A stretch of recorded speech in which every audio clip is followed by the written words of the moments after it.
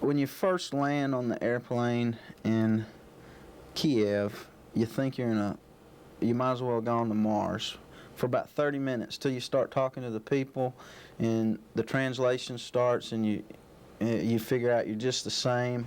The people of the Ukraine, they haven't had many of the advantages Americans have. Their future isn't as bright or promising.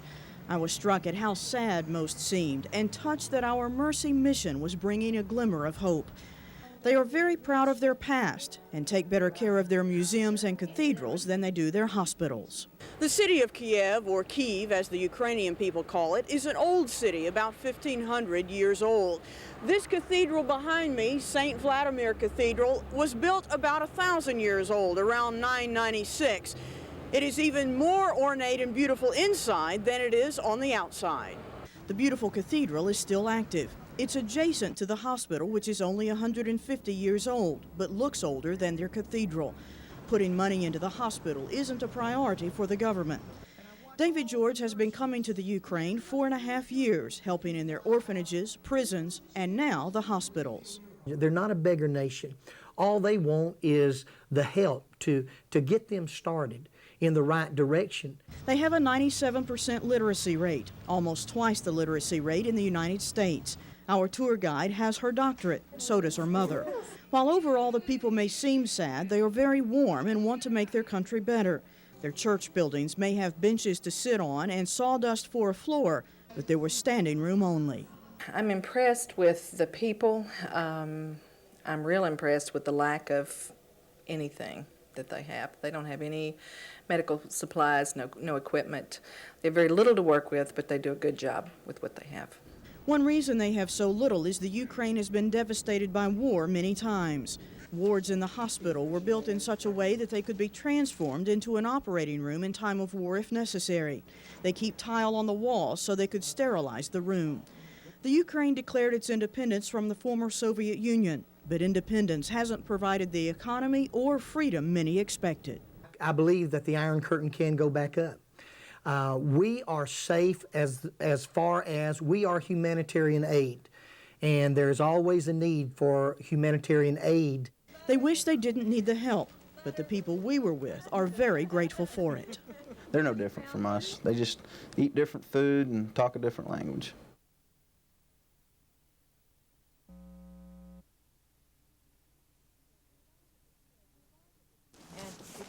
We arrive at the Kiev airport with 48 boxes, medical equipment, supplies, food and clothes for the orphans. This is a mission of mercy with humanitarian aid. Our first stop is the hospital to unload all the laparoscopic equipment and supplies the surgical team will need. When they showed Dr. Kucher and his associates all the special tools they brought to give them, it was like Christmas morning. Little hook for the gallbladder. Some of the instrumentation that we use is extremely expensive and has to be replaced with each procedure, and they've not been able to afford that. We brought numerous trunks full of those. A large number of laparoscopic instruments, reusable instruments. We brought supplies, disposable supplies, which they have not been able to afford. Getting the laparoscopic equipment to the Ukraine hospital is a feat within itself. Getting it to work once it's here is another problem. So who puts it together? The team who's going to be using it to operate. Miraculously, it worked the first time. The power supply is different, and this equipment uses a lot of electricity. Then it was a matter of fine-tuning the color. After all, when you're looking inside the body with a camera, you rely on the color of the tissue to tell you a lot. That's good. That's as good as it's going to get. The team came to operate, to perform procedures doctors in the Ukraine can't perform. But they also came to leave the equipment behind. We would have felt terrible to pack that up and take it back home. They were very excited when we told them, look, we came to operate, we brought the equipment is yours, we're leaving the equipment in the trunks, and when we come back, we'll bring more. Another goal was to train doctors in the Ukraine to perform the more advanced laparoscopic procedures, such as a colon resection. With the colon, laparoscopically, we place the camera here, port here, and a port here. Be one about here and here. So to do the gallbladder, we just have to put one more port. While the doctors in the Ukraine can perform some laparoscopic procedures, they are learning the more advanced techniques this week from Dr. Norwood. By the time Dr. Norwood leaves this week, they will be able to perform the more advanced procedures themselves. The goal is to make this hospital the Laparoscopic Institute of the Ukraine. They can only do that with the help of Willis-Knighton. Tomorrow night, we'll take you inside the operating room and show you the stark differences between the two healthcare systems in the different countries.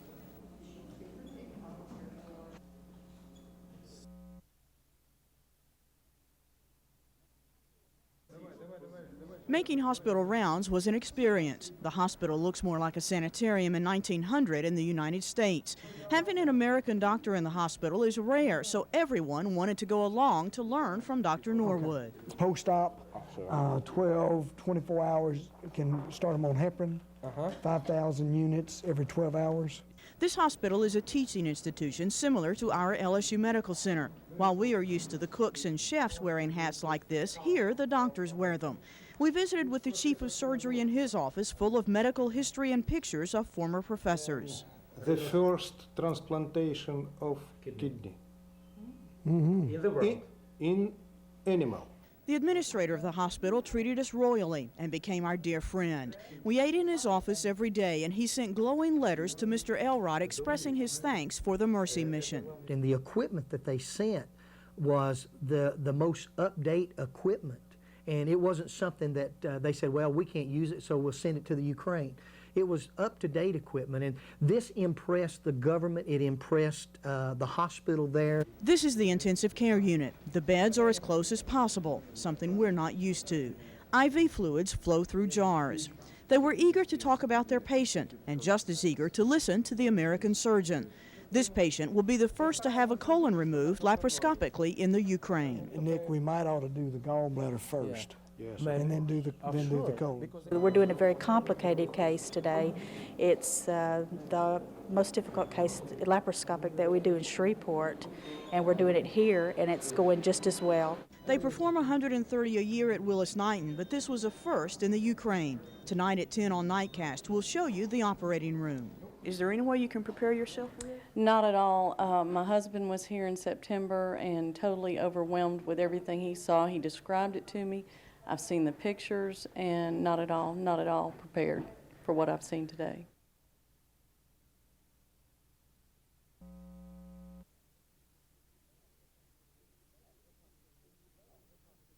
Oh, this hospital needs the basics. They need sheets for the beds. They need beds. They have one wheelchair and it has 3 wheels. We don't know how fortunate we are. On the most basic level, bedpans, they don't have bedpans in their hospital. They don't have an EKG machine or heart monitor, and this is the ventilator. In the operating room, they use jars for suction containers. This is the new one Willis-Knighton sent. One of the biggest differences was 2 procedures are done at the same time. You come here and you rip a page out of primitive history to have 2 patients in the same operating room, which is unheard of in America, and the way they take care of the patients in that way is amazing. There's little patient privacy. The patients walk into the operating room with a sheet around them, drop the sheet which is placed on the table, then they get on the table. Another patient is being operated on the whole time. It's all they know, so it doesn't seem to bother them. The Ukrainian doctors do extremely well. They are excellent surgeons and take care of their patients. They don't have all of the conveniences that we consider necessary. This is how they have to view x-rays. Never seen anything like it in my life. Just the operating room, the equipment they have, I think in one word, antique describes it. We talked about giving a patient some blood transfusion during a case, and that was something they just didn't have it. They'd love to have it. Preoperative antibiotics, they don't do it. They don't have it. They sterilize their equipment but use instruments from the pots all day long for both tables. Patients' arms are strapped to wooden boards and their legs often hang off the table. In the eyes, I noticed that they don't do anything to protect the eyes. There's no ointment, there's no tape in their eyes to keep their lids closed to prevent a corneal abrasion. They're pretty major differences, and it's something that we do very routinely in the States. Because they don't have all of the equipment, they rely on their senses. They touch the patient, listen for symptoms, and are very careful to perform the procedures as perfectly as possible. because they don't have the luxury of machines to help fix a problem. We're blessed with such a wonderful healthcare system, and these poor people have little or nothing and are doing the best they absolutely can do with the bare minimum.